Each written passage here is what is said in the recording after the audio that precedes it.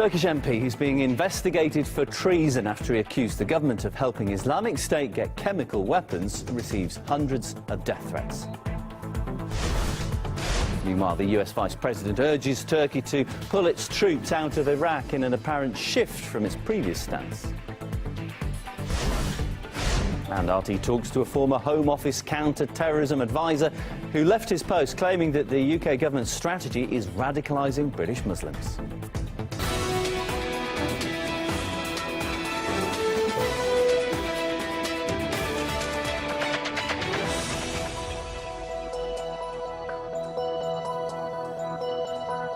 Very good morning to you. My name's Neil Harvey and you're watching RT International. Turkish opposition MP Eren Erdem, who's being investigated for treason, could be stripped of immunity from prosecution. The case was opened 2 days after he gave an exclusive interview to RT in which he accused the Turkish government of helping Islamic State get hold of chemical weapons. Chemical weapon materials were brought to Turkey and put together in ISIL camps in Syria, which was known as the Iraqi Al-Qaeda at the time. We have recordings to confirm this. The phone recordings in the indictment showed all the details of how the shipment was going to be made, from A to Z. Everything was discussed and recorded. Despite all of this evidence, the suspects were released. Let's get more on this case against Eren Erdem now. We can speak to Merav Savir, who is a journalist based in Turkey. Merav, just how serious is this case against Erdem? Well, at the moment, you could say that his fate hangs by the balance because of everything that is going on against him right now in Turkey. We spoke to Erdem this morning to see if he'd be willing to come make comment to us, but he sounded afraid, said he didn't want to talk about it because of the case being made against him. Now, according to local media, this case could go to the Justice Ministry as soon as today, just a couple days after this all began with that exclusive interview. Whether or not it goes to the Justice Ministry today, we don't know, and how quickly it will progress from there. It does have to go to another committee before it goes to Parliament. Once it gets to Parliament, the vote is in the hands of the AKP party. Basically, what happens is that they need half of the parliamentary votes plus one. They have more than 300 members in the Parliament, so it seems as if it is leaning towards their direction. As for the case against him, the momentum is picking up quickly. We have here a newspaper that is for the pro-government party, and it's basically already labeling him an enemy of Turkey, as it's also not the first treason case that has been made in the past 10 months or so. There are 2 news editors who are currently sitting in prison awaiting a trial for treason that started back in May. Yeah, many thanks for bringing us up to date. We're going to watch this very carefully, this case. That is Turkey-based journalist Merav Savir with the details. Well, meanwhile, some Turkish organisations seem ready to go beyond legal action against Erdem. The MPs complained of being abused and threatened on social media by members of a group that calls itself the Ottoman Hearths. RT's Daniel Bushell looked into the group's background. The death threats to whistleblower Eren Erdem allegedly come from the vast youth nationalist group known as Ottoman Hearths. Its name harks back to the country's glory years of the Ottoman Empire, which controlled Southeast Europe, North Africa and the Middle East, territory stretching from Budapest to Mecca and Damascus. Erdem describes some of the group's threats. The paramilitary organisation Ottoman Hearths is sharing my address on Twitter and plans to raid my house. I'm being targeted with death threats because I'm patriotically opposed to something that tramples on my country's prestige. Founded just 5 years ago, Ottoman Hearths already counts millions of members. It claims it just has a deep love for President Erdogan with his Justice and Development Party, AKP. And here's how it sells itself. Kardeşlik.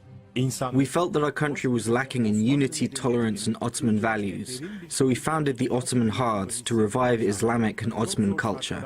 Ottoman Hearths claim they're apolitical. Our only aim is to promote Ottoman culture, they say. We have nothing against other parties. But those parties don't quite agree. Ottoman Hearths accused of violent attacks and death threats on rival politicians, opposition media and the few journalists who still dare criticise the Erdogan regime.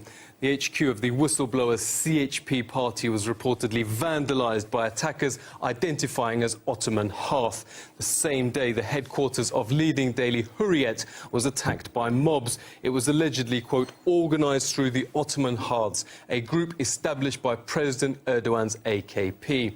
A planned armed action against Pope Benedict on his visit to Turkey was planned by Ottoman Hearth's head Kadir Kanpolat, says Top News Weekly Nokta. Kanpolat's friend was also arrested in the investigation into the killing of a Turkish-Armenian reporter. In 1981, Ottoman Hearths-linked group Grey Wolves was allegedly behind the assassination attempt on Benedict's predecessor, Pope John Paul II. As you might imagine, Ottoman Hearth denies all these accusations. Dr. Aykan Erdemir explained to RT that the group rose to power by quickly capitalising on its close ties with President Erdogan's party. There was a very close connection between Ottoman Hearths and the AKP. We can see that they have access to the very top levels of the Turkish state. But lately, for the last 2 weeks, there is almost kind of a crackdown on Ottoman Hearths.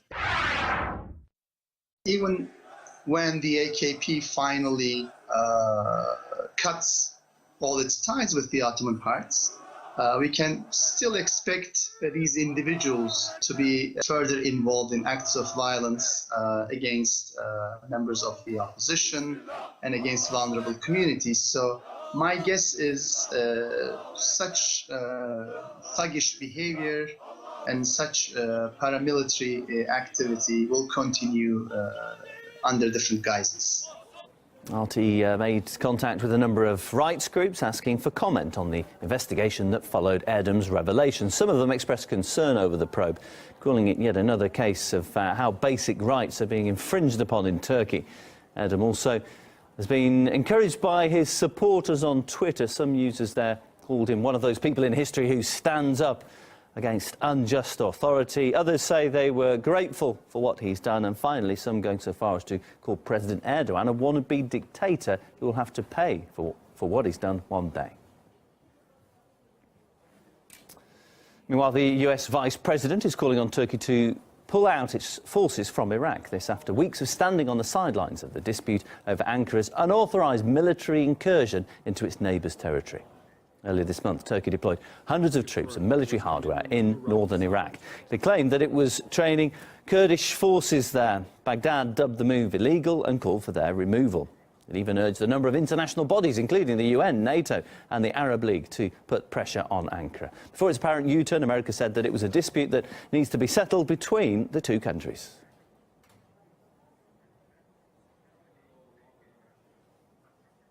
The United States takes a position on the deployment of Turkish troops to northern Iraq without the permission of the Iraqi government. I should say finally, because for weeks the U.S. had refused to do that, at least publicly, saying it's a bilateral issue. The U.S. neither approves nor disapproves. Last week, when I pressed the State Department spokesperson on this, he said I was making this a big issue when it's not. Take a listen. We want Turkey and Iraq to work this out, and they are. You are trying to find a way to make this some big divisive issue, and even the Turks and the Iraqis know that it's not, and they're working their way through it. The deployment of uninvited Turkish troops has sparked an uproar in Baghdad, and from the official statements, it was clear they did not see eye to eye. The presence of foreign armed forces on Iraqi soil without coordination with Iraqi troops is regarded as flagrant military interference. Turkey should withdraw its forces. Withdrawing our troops is out of the question, and we will continue the training there in a determined way. Last week, Turkey carried out airstrikes against Kurdish PKK forces in northern Iraq. There's a concern that Turkey may be pursuing its own goals while using the fight against ISIL as a pretext. The U.S. is generally very reluctant to give any public assessment of Turkey's actions, especially if it were a negative assessment. After weeks of saying the deployment of Turkish troops to Iraq is an issue between Iraq and Turkey, Vice President Joe Biden calls on Turkey to withdraw the uninvited forces. Meanwhile, the US Air Force is withdrawing 12 fighter jets from an airbase in Turkey. The F-15s were sent to the country last month to guard Turkish airspace and to fight Islamic State in Syria. The Pentagon, though, has played down the move, saying that the planes had only been deployed there on a temporary basis. Now, since Tuesday, Russian jets have hit more than 200 Islamist targets in several Syrian provinces, including those of Aleppo and Raqqa. One of the largest strongholds destroyed was Islamic State's command post in Idlib. Russia's also granted Western media access to its key hub in Latakia. RT correspondent Brad Gazdiev has the details. This is the third time foreign journalists have been allowed onto the Russian airbase. But what marks this pool as special is that many of the channels here have been outright, well, hostile to Russia's operation in Syria. The Kremlin isn't even trying to hide the growing threat posed by Russia's intervention in Syria. Just after Russia launched its first airstrikes in Syria, and this, according to opposition activists, is the result. Yet, as big and bad as they've sometimes painted the Russians, they were still invited to see the base, and no one turned that offer down. Sky, CNN, CBS, this is their first opportunity to see Russian jets. They're taking full advantage of it, sometimes even getting in each other's way. They covered their ears, jumped, ducked, and filmed away. It's very necessary to see it with your own eyes. Otherwise, you have no idea what's really going on here on the base and what's the idea of Russia with this operation. So it's very important to come here and not to read everything only in the internet or in the newspapers, so to have your own impression. And they filmed everything. At times, cameramen even jostled and jockeyed for that sweet camera spot. The face of Russia's presence in Syria, Major General Konashenkov, proved especially popular. The press were eager to bend his ear for that one-on-one exclusive. From what we heard, coverage from the base was much more balanced. Gone was the microphone-rattling bravado. And in its place, something that's been sorely missing in the media, a healthy dose of balance. Brad Gazdiev, RT, from Latakia, Syria. Russia's anti-terror campaign in Syria is expected to be brought up during President Putin's biggest ever end-of-year Q&A with journalists, which kicks off in the next hour.